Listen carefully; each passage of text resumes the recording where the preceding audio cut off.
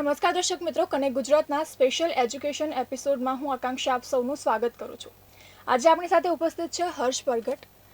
તો આપણે વાતચીત કરીશું તેમની એજ્યુકેશનલ જર્ની વિશે. સામાન્યતઃ જે અન્ય કોર્સ વિદ્યાર્થીઓ ચૂઝ કરતા હોય છે તેનાથી કંઈક અલગ લગતો કંઈક અલગ એવો કોર્સ તેમણે ચૂઝ કર્યો છે અને પોતાના કરિયરમાં સારી એવી સિદ્ધિ મેળવી છે. तो बात करीશું आज તેમની करियर जर्नी विषय. तो हर्ष, जनरली हम फील्ड चूज़ करते हैं 10th या 12th के बाद. जब हम कॉलेज से जाना प्रेफर करते हैं उसके बाद में हम जनरली जो स्टूडेंट्स होते हैं वो ज़्यादातर मेडिकल, इंजीनियरिंग या फिर कोई और फील्ड चूज़ करते हैं. ये फील्ड सबसे अलग है. आपका ये फील्ड चूज़ करने के पीछे क्या क्या इम्पैक्ट रहा था कि क्यों आपने ये फील्ड चूज़ की? देखिए 10वीं के बाद मेरे को अभी भी याद है, मेरा साइंस का पेपर था और केमिस्ट्री का उसमें एक क्वेश्चन आया था. कुछ रिएक्शंस लिखने थे और वो रिएक्शन अगर मैं ध्यान से मेरे को याद आते तो मेरे 5 नंबर और बढ़ जाते. मेरा साइंस में 72 मार्क्स है, बट उस टाइम पे मेरे को लगा देखो मैंने बहुत मुश्किल से नंबर हासिल किए, कुछ और नया ढूंढना पड़ेगा मेरे को. इसलिए मैंने मन बनाया कि I will go in the field of commerce या फिर social science, that is arts. और मैंने इसलिए 11th एंड 12th आर्ट्स किया. और मुझे लगता है वो जो मेरे को बोर्ड एग्ज़ाम के टाइम पे मैंने वो डिसाइड किया कि साइंस मेरे लिए नहीं बना है, तो सही साबित हुआ, क्योंकि मेरे जो मार्क्स है वो आर्ट्स में बहुत ज़्यादा है. 88% इन 12th कंपेयर टू 72%. ओके, तो ये रीज़न था. जो अभी जो स्टूडेंट्स 10th और 12th पास आउट हुए हैं उनके लिए अगर करियर गाइडेंस देना चाहे तो वो किस तरह से देंगे? देखिए आज का वर्ल्ड इतना डायनामिक है कि आप कहीं भी करियर बना सकते हैं. अगर आपको सिर्फ एडिटिंग करनी है कैनवा पे तो आप उससे भी करियर बना सकते हैं. लेकिन आप जो 10th और 12th के स्टूडेंट्स हैं वो आप वही काम लीजिए जो आपको करने में अच्छा लगता है. अगर आपको लिखना अच्छा लगता है तो आप लिटरेचर में जाइए. अगर आपको ऐसा लगता है कि नहीं मुझे फिज़िक्स अच्छा लगता है तो आप वो स्कोप ढूंढिए जो नया है. अगर आपको कंप्यूटर पसंद है तो आप साइबर सिक्योरिटी भी आप ढूंढ सकते हैं, एक अच्छा कोर्स है. So once course should depend on कि उसका लाइकिंग क्या है, एंड वो आपको तभी मिलेगा जब आप अपने से ईमानदारी रखेंगे. जैसे मैंने आपको बताया कि मेरे को उधर ही समझ में आ गया था कि मैं साइंस नहीं कर पाऊँगा. तो अगर आपको अपने लाइफ में आगे जाना है तो अपने आप से ईमानदारी रखिए. भले ही अपने आसपास के मित्रों से मत रखिए, लेकिन अपने आप से तो रखिए, तो तभी जाकर आप आगे बढ़ पाओगे. ओके, तो हर्ष, आपने हाल ही में एक बहुत ही अच्छी सिद्धि प्राप्त की है. आपका सिलेक्शन हुआ था और आप बाद में शिकागो में गए थे. उसके बारे में थोड़ा हमें इन्फॉर्मेशन दीजिए. कैसी क्या चीज़ें थी, किस तरह से सिलेक्शन हुआ, आपने किस कंपटीशन में किस तरह से हिस्सा लिया था? तो हाल ही में एक कॉन्फ्रेंस हुई थी शिकागो में इंटरनेशनल स्टडीज़ एसोसिएशन द्वारा. उसका थीम था 65th annual convention on reconnecting international studies. So जब हम कोई भी इंस्टीट्यूशन बनाते हैं तो हम उसको पढ़ने के लिए भी एक बॉडी बनाते हैं जिसको हम नाम देते हैं कि ये बॉडी हमने बताएगा कि हम जो फैसले लेते हैं वो फैसले सही है या गलत. बेसिकली एक एडवाइजरी का काम. तो इंटरनेशनल स्टडीज़ एसोसिएशन 1959 में बना हुआ IR का सबसे पुराना इंस्टीट्यूट है जो वर्ल्ड वॉर 2 के बाद एक इंडिपेंडेंट डिसिप्लिन बना. तो इन्होंने कॉन्फ्रेंस रखा था और मैंने अपना पेपर यहाँ पर भेजा 2024 में एक एब्स्ट्रैक्ट लिखकर, जहाँ पर मैंने लिखा started diplomacy exploring and analysing the impact of racism and ethnicity on international studies. तो मैं अपने पेपर का बहुत ही सिंपल वर्णन दूँ तो ये कि जात पात करने से विश्व के जो लोग हैं उन पर किस तरह का प्रमाण पड़ता है या प्रभाव पड़ता है, उस पर मैंने एक पेपर लिखा. और मैंने इस पेपर में किसी भी मुल्क या फिर किसी भी देश पर उंगली नहीं उठाई है. मैंने थ्योरी पर उंगली एक ली है और इसे सुधारने के लिए मैंने विवेकानंद का रास्ता उधर बताया है और अपने भारतीय समाज का जो बहुत ही पुराना था कि ये इससे फ़र्क नहीं पड़ता कि आप कहाँ से आते हो क्या करते हो, लेकिन आप अंत में एक इंसान हो. और विवेकानंद ने भी अपने जो स्पीच है जब वो वर्ल्ड कॉन्फ्रेंस में गए थे रिलीजन पे, तो उन्होंने अपने स्पीच में एक लाइन की थी, इंग्लिश में है, मैं आपको सुनाना चाहूँगा.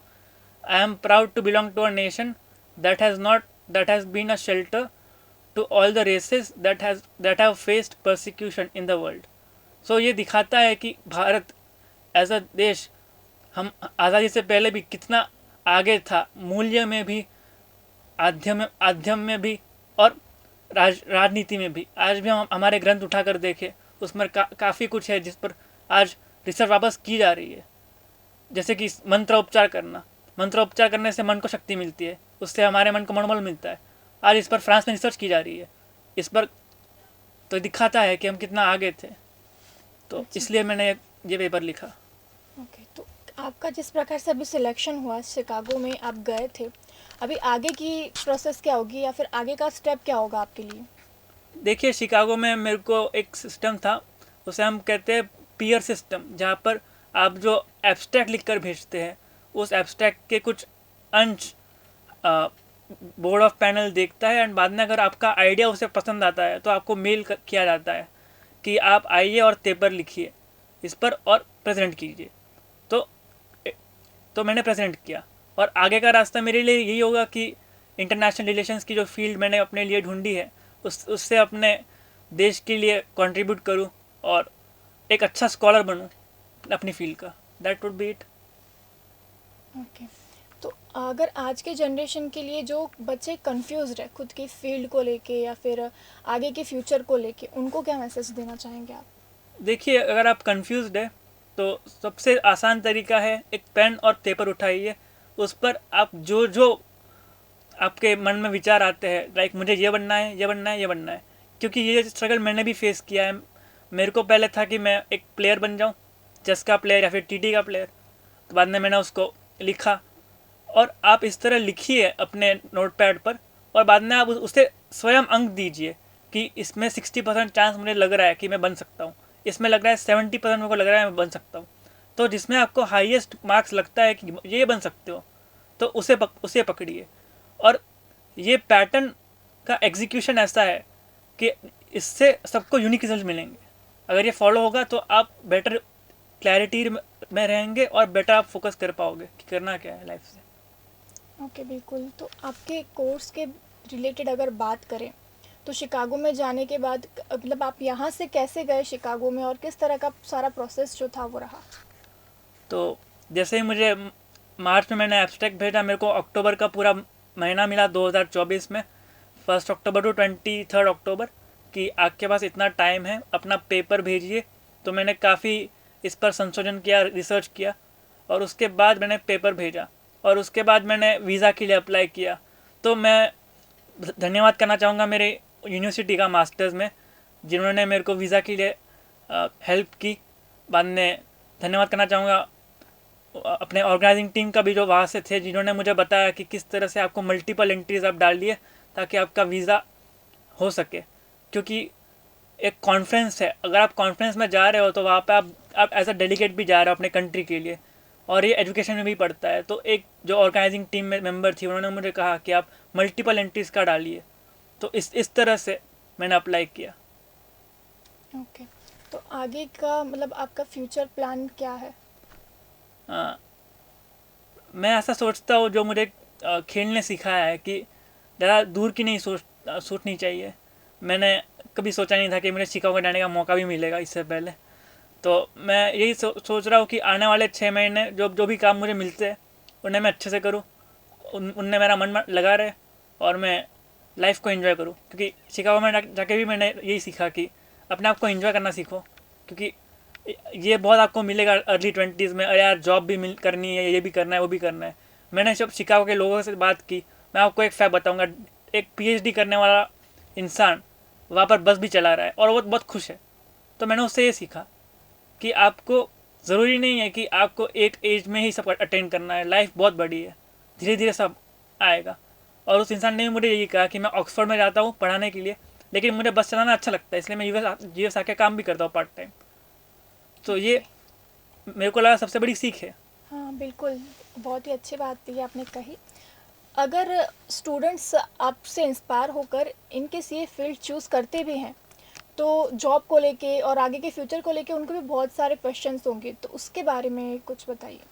तो स्टूडेंट से मैं यही कहूँगा, जब अगर आपको इंटरनेशनल रिलेशंस या पॉलिटिकल साइंस का फील्ड इंटरेस्टिंग लगता है तो आप ढूंढिए कि गुजरात में कौन से अच्छे कॉलेजेस हैं या यूनिवर्सिटीज़ है जो इसमें अच्छा कमांड रखते हैं। जैसे कि MSU बहुत अच्छी यूनिवर्सिटी है, बाद में सरदार पटेल यूनिवर्सिटी जहाँ से मैंने अपना किया वो भी अच्छी है, CVM एक है, इस तरह से और भी यूनिवर्सिटीज़ है गुजरात में जो अच्छी यूनिवर्सिटीज़ मानी जाती है। लेकिन अगर मान लो आपको और अच्छा पढ़ना है तो CUET करके एक एग्ज़ाम होता है, central university entrance test, UG and PG both levels. तो आप उसकी तैयारी कीजिए, पेपर 1 एंड पेपर 2। अब जो पेपर 1 रहेगा आपके लिए, पेपर 1 में आपसे थोड़ा बहुत ही बेसिक पूछा जाएगा, GK, लॉजिकल रीजनिंग का बेस, आप वो सिलेबस देखिए। एंड आप पेपर 2 में ऑप्ट करिए पॉलिटिकल साइंस। तो पॉलिटिकल साइंस का जो आपका सिलेबस रहेगा, अगर आप बैचलर्स पे हो तो आपको क्या करना है कि 12th का जो आपका सिलेबस था वो सिलेबस आपको पकड़ना है और देखना है। एंड जो वेबसाइट का सिलेबस है वो मैच करिए। और अगर कोई मेरा दोस्त या व्यक्ति है जिसे मास्टर्स करना है, तो मास्टर्स में आप ये ढूंढिए कि आप कौन से विषय में सबसे ज़्यादा रुचि रखते हैं और उस रुचि को पकड़कर स्पेशलाइज कीजिए। क्योंकि आज इंडिया में बहुत लोग आपको मिल जाएंगे जिन्होंने मेरी डिग्री की है, लेकिन स्पेशलाइज कमांड वाले लोग थोड़े कम मिलेंगे। जैसे मेरा स्पेशलाइजेशन अलग है। अगर मैं अपने किसी फ्रेंड से मिलूँगा तो वो बताएगा कि मैंने इंडो पैसिफिक या साउथ एशिया पर ज़्यादा स्पेशलाइजेशन किया है।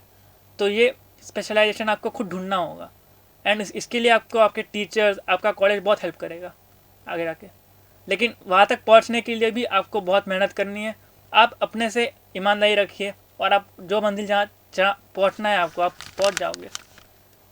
થેન્ક યુ સો મચ હર્ષ અમારી સાથે વાત કરને કે લીએ. તો જેવી રીતે આપણે જોયું કે હર્ષે સારી એવી સિદ્ધિ તેના કરિયરમાં મેળવી છે અને ખૂબ સારી એવી વાતો અને સારી એવી શિખામણો આજના ટાઈમ પર આજના બાળકોને જે લેવી જોઈએ અને પોતાના જીવનમાં ઉતારવી જોઈએ તેવી વાતો તેઓએ આજે શીખવી છે. અને ખરેખર ભારતને આંતરરાષ્ટ્રીય સ્તર પર તેમણે ગર્વનો જે મોકો છે તે આપ્યો છે અને ખરેખર એક સારી એવી સિદ્ધિ હાસિલ કરીને આજે તેઓ સારા એવા સ્તર પર ઉપસ્થિત છે અને દરેક માટે પ્રેરણારૂપ બની રહ્યા છે. હર્ષ, થેન્ક યુ સો મચ ઉપસ્થિત રહેने के लिए. नमस्कार, धन्यवाद.